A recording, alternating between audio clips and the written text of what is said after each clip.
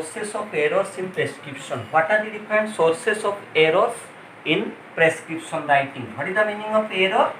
Error means mistake. What are the possible mistakes? Those can be arises during the prescription writing. Those are sources of errors in prescription. The possible mistakes which may happen during the prescription writing or may be occurred in the prescription. Those are known as the sources of errors. The sources of mistakes in prescription. There are different sources of errors in prescription. Those are, first of all, abbreviation,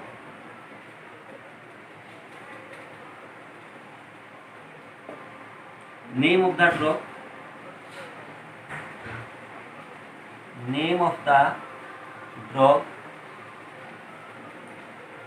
strength of the preparation,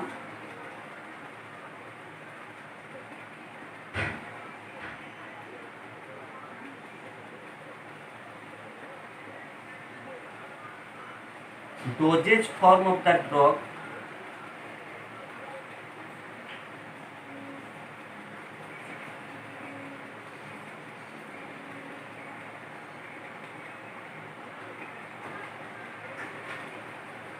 dose of the drug,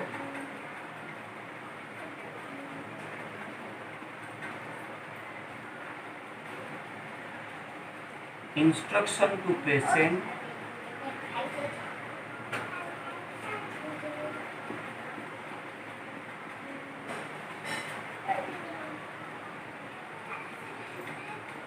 and incompatibility.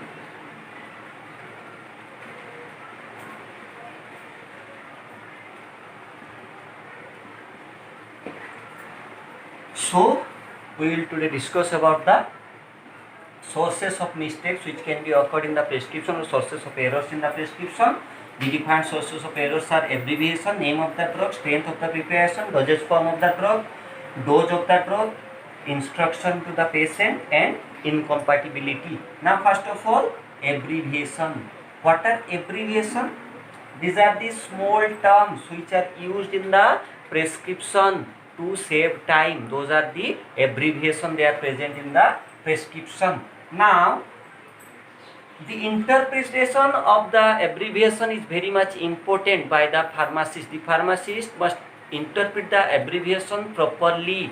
If any mistake will be there or the abbreviation may create problem in certain cases, like if abbreviation is written ACHRO, ACHRO, intention of the prescriber is here is to prescribe acrostatin. Acrostatin. This is the intention of the prescriber, to prescribe acrostatin, for the symbol for the abbreviation ACHRO. However, as ACHRO is written, the pharmacist has prescribed what? Achromycin. Achromycin, and it is totally wrong to prescribe or to dispense, to deliver achromycin in place of acrostatin. If ACHRO is written and the intention of the prescriber is to dispense or to for acrostatin. Therefore, abbreviations, if any ambiguous abbreviation is there, therefore it must be corrected properly. So the pharmacist should not guess about any ambiguous word. It will create problem in dispensing the proper medicament. Next is name of the drug. There are certain drugs which are available having nearly similar pronunciation, and they look like nearly similar type, and their pronunciation or sounds like a similar type of sounds or similar type of pronunciation. For example, digoxin, digitoxin. Likewise, prednison, prednisolone.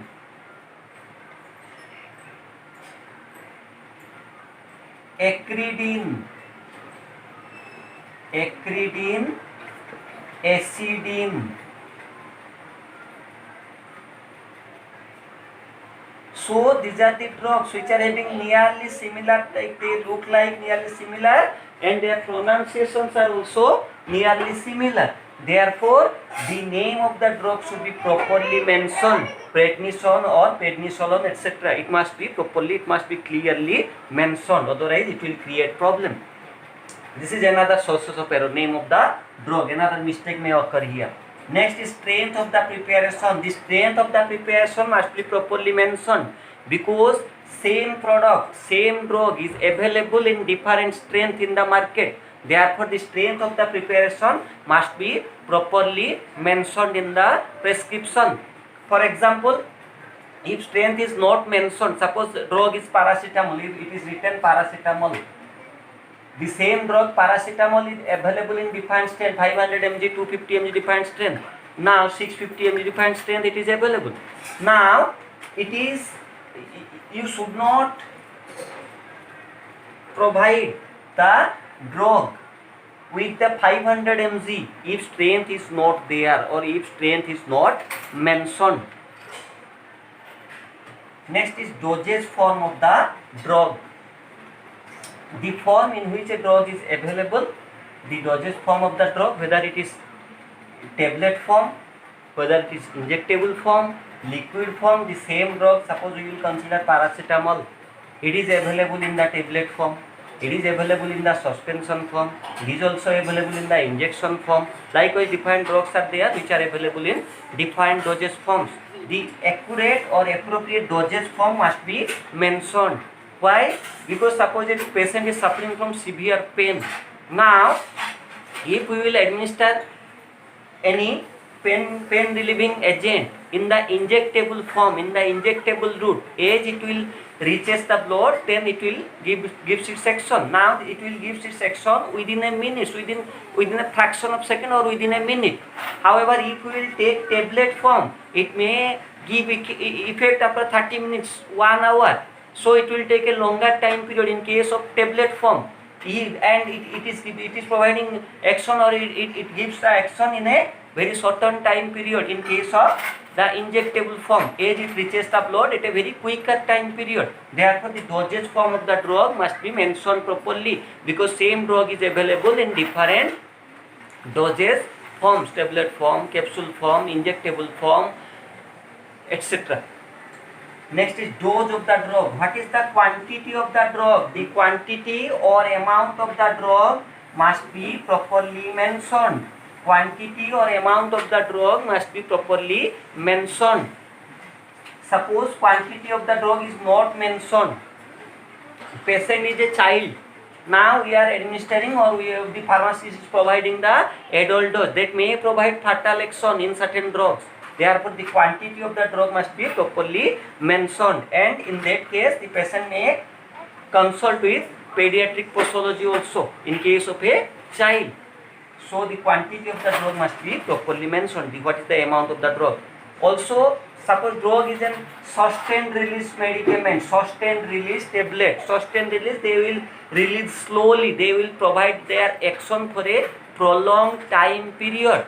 Therefore, the sustained release tablets or sustained release medicaments should not be taken it should not be taken repeatedly for within 4 hours or within every 4 hours or every 3 hours. They must be taken twice or thrice daily, maximum up to twice or thrice daily.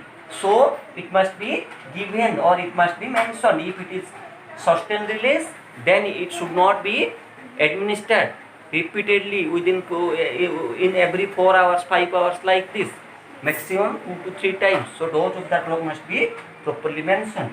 Next is instruction to the patient. The instruction to the patient, how to take the medicament, what is the quantity of the medicament to be taken, in which route it must be taken, for how much time, what is the frequency, you will take twice daily, once daily, its frequency must be properly mentioned. So these are the instructions to the patient which must be properly mentioned there in case of the in the prescription. So another sources of error may arise there. Next is incompatibility. What is incompatibility? whenever a prescription is containing defined drugs, 3-4 drugs, now it is the duty of the prescriber that the drugs that has been prescribed, there should not be any interaction between the drugs. Likewise, defined antibiotics, their absorption is decreased or reduced when they are given or when they are given with meals. If they are given with heavy food, their absorption will be reduced, will be decreased. Therefore, certain antibiotics should not be administered with foods. So likewise, incompatibility, it is another sources of error. So these are the different sources of errors which are found or which may or sources of mistake generally found in the prescription.